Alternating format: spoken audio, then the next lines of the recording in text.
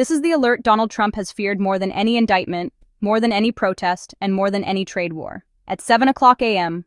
this morning, Friday, January 30th, 2026, the politically unthinkable happened. Florida, the stronghold of the MAGA movement, the state that has served as the beating heart of the Republican Party for the last decade, and the president's adopted home base, is slipping away.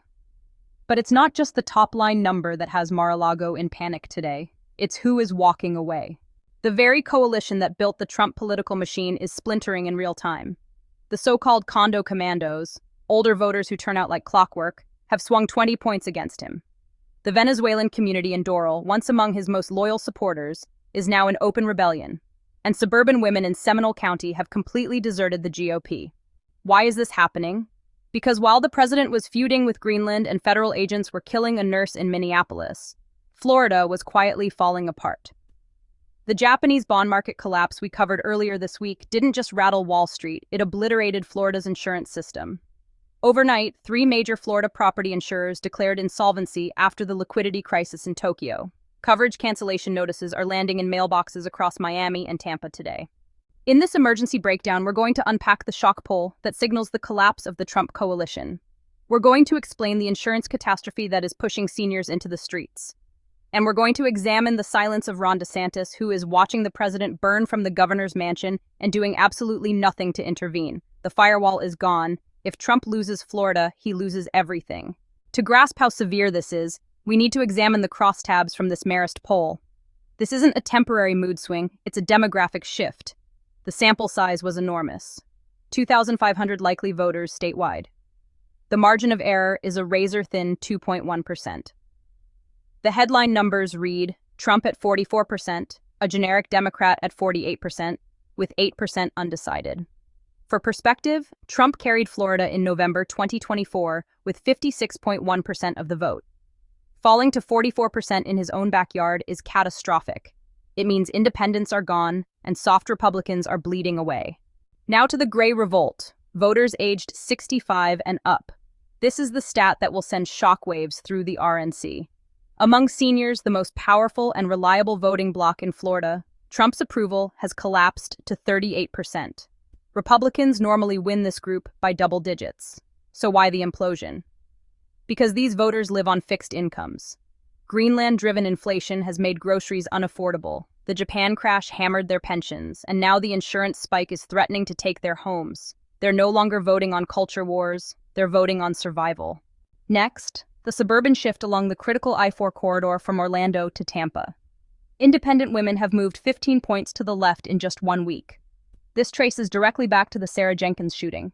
Footage of a nurse, a mother, being killed by federal agents struck suburban moms in Seminole and Hillsborough counties in a way tax cuts never could.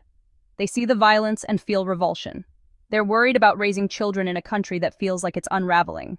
Then there's the Latino fracture, the most unexpected finding. Trump won nearly 60% of Florida's Hispanic vote in 2024, driven largely by Cuban and Venezuelan voters in Miami-Dade. Today, he's polling at just 45% with that same group. The so-called Venezuelan victory narrative after the capture of Nicolas Maduro earlier this month has completely backfired. Instead of celebrating, Miami's Venezuelan community is furious about the economic consequences. Sanctions and trade chaos have crippled their import-export businesses. Regime change didn't lower gas prices in Doral. The president reportedly woke up to these numbers enraged. Sources say the mood inside the residence is explosive. He yells at aides about fake polls, but he knows Marist is the gold standard.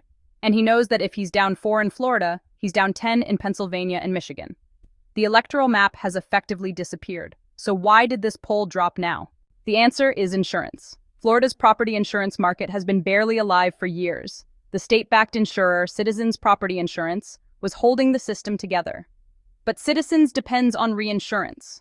Insurance for insurance companies. These massive policies protect insurers when hurricanes hit. And where is much of that reinsurance bought? Tokyo. When the Japanese bond market crashed on Monday, it wiped out the capital reserves of global reinsurance firms. By Wednesday, those Japanese companies issued margin calls to Florida insurers, post more collateral or lose coverage. Florida insurers didn't have the cash.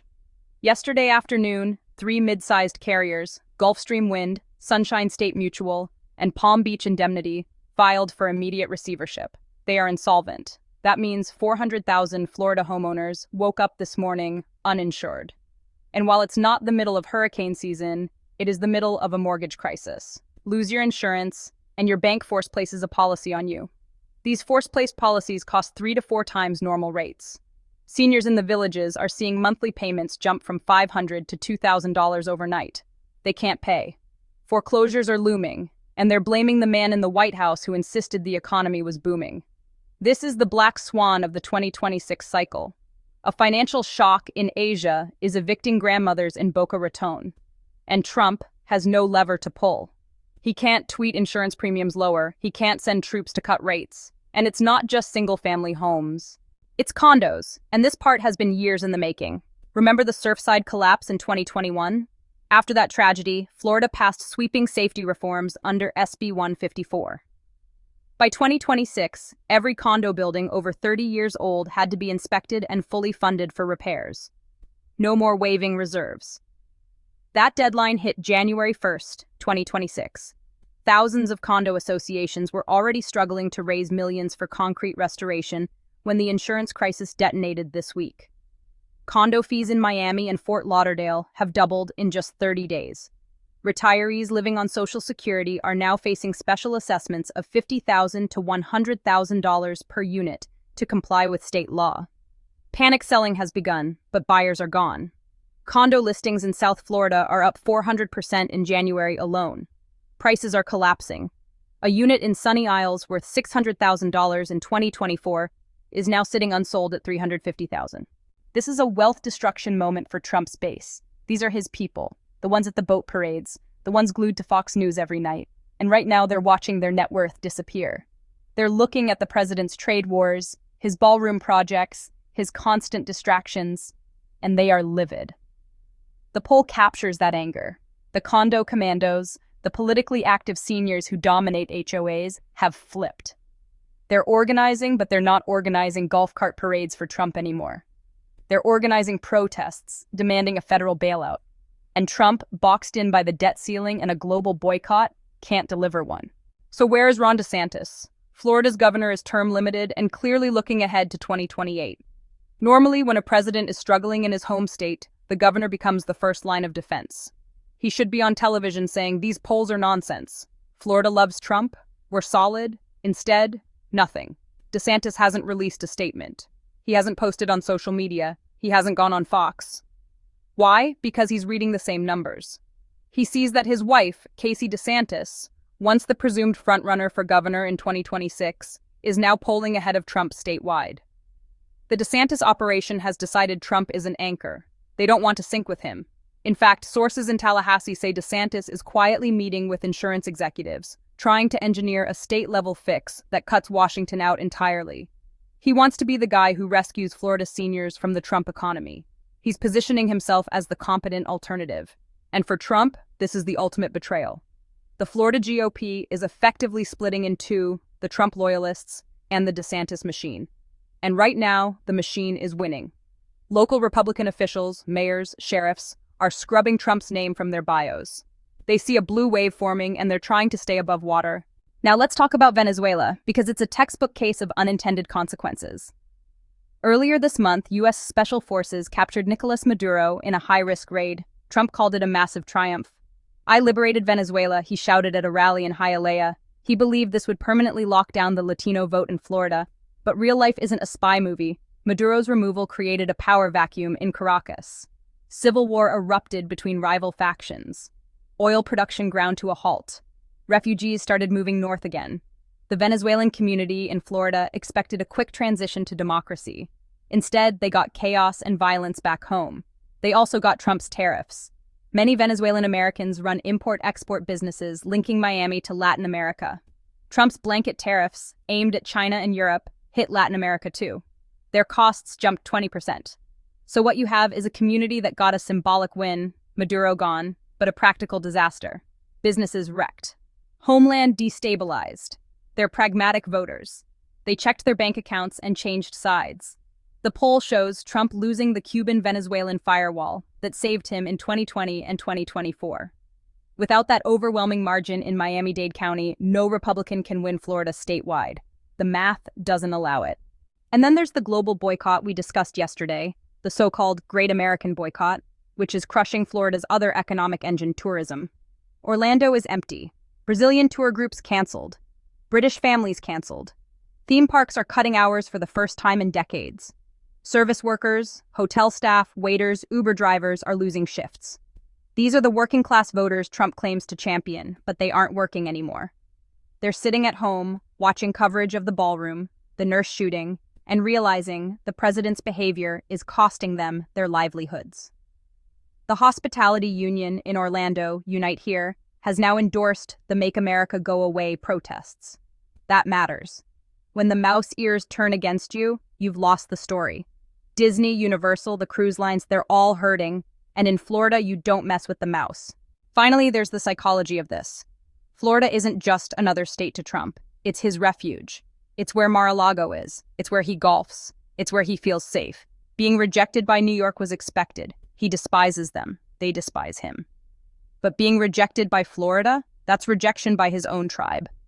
If he can't go to Bedminster because it's too cold, can't stay in Trump Tower because it's seized, can't remain in the White House amid protests, and now can't retreat to Florida because he's unpopular, where does he go?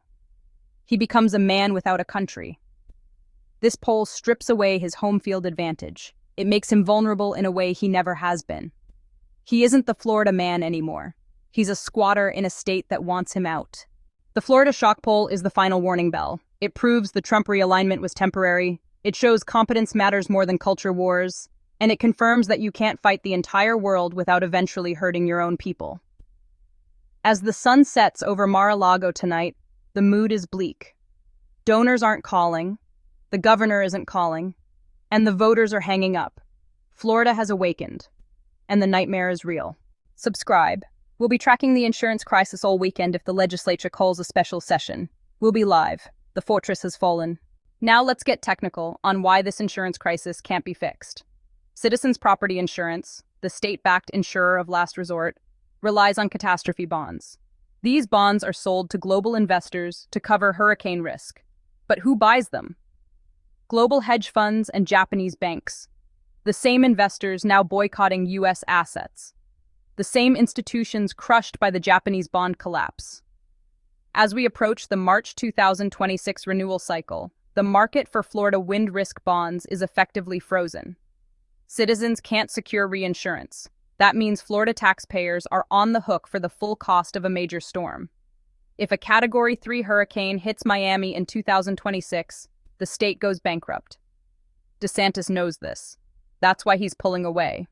He sees the math no longer works, and he doesn't want to be the governor holding the bag when it all collapses. During the pandemic years, thousands of New Yorkers moved to Florida for freedom and low taxes. They drove prices through the roof. Now they're leaving. Reverse migration has begun. Freedom turned into disorder. Low taxes don't matter when insurance costs $20,000 a year and schools are falling apart. This exit is flooding the housing market and accelerating the price collapse. The Florida boom was a bubble, and Trump was the pin. In 2024, Florida Republicans aggressively gerrymandered the map to lock in power. But gerrymandering only works when margins are stable. A 15-point swing turned safe seats into battlegrounds overnight. The poll suggests 4 or 5 congressional districts could flip blue in 2026. That alone could cost Republicans the House. The aggressive map has become a liability. By stretching voters thin to maximize seats, they made themselves vulnerable to a wave election.